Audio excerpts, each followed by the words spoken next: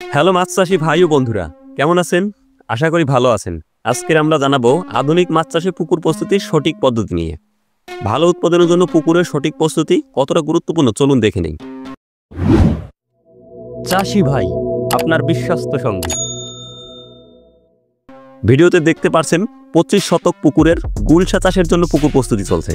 আমরা প্রায় দীর্ঘ 20 বছর যাবৎ গলদা চিংড়ি, কাপ জাতীয় মাছ, হাইব্রিড পাবদা, গুলশা ও শিং কই চাষের সাথে যুক্ত।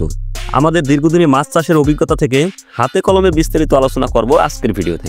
তাই ভিডিওটি না টেনে সম্পূর্ণ দেখবেন। আশা করি অনেক কিছু জানতেও শিখতে পারবেন। মাছ চাষের প্রথম ধাপ হলো পুকুর নির্বাচন।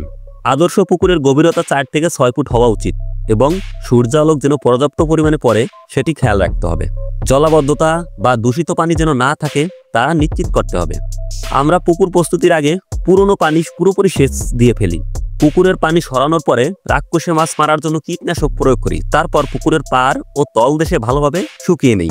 শুকানোর পরে পুকুরের মাটি চাষ করে পচা গ্যাস এবং জীবাণু দূর করি। দ্বিতীয় ধাপে চুন প্রয়োগ করতে হবে।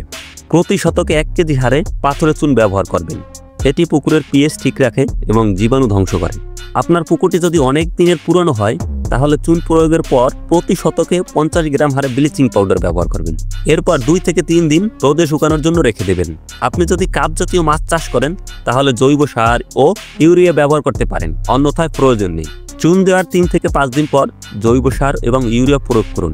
প্রতি শতকে 3 থেকে 4 কেজি গোবর সার ও 50 থেকে 60 গ্রাম ইউরিয়া সার ব্যবহার করলে প্রাকৃতিক খাবার তৈরি হয়, যা মাছের বৃদ্ধিতে সহায়তা করে। তৃতীয় ধাপে আপনি পুকুরের পানির স্তর নিয়মিত পর্যবেক্ষণ করুন।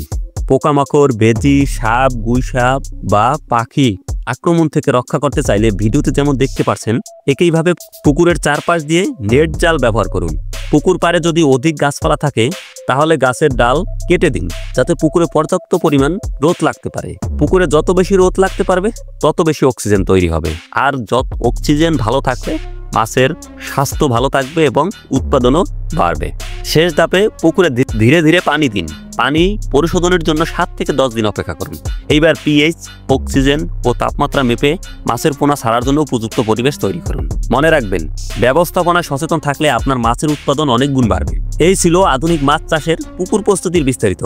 ভিডিও ভালো লাগলে লাইক দিন, শেয়ার করুন এবং কৃষি বিষয়ক আরও তথ্য জানতে চাষী ভাই ইউটিউব চ্যানেলটি সাবস্ক্রাইব করুন। সেই সাথে যুক্ত হতে পারেন চাষী ভাই ফেসবুক পেজে, ডিসক্রিপশন বক্সে লিঙ্ক রইল। এর বাইরে আপনার কিছু জানার থাকলে অবশ্যই কমেন্টে লিখে জানাতে পারেন। দেখা হবে পরবর্তী ভিডিওতে। সুস্থ থাকবেন, ভালো থাকবেন, এই প্রত্যাশায় আজ এখানেই শেষ করছি। ধন্যবাদ। চাষী ভাই, আপনার বিশ্বস্ত সঙ্গী।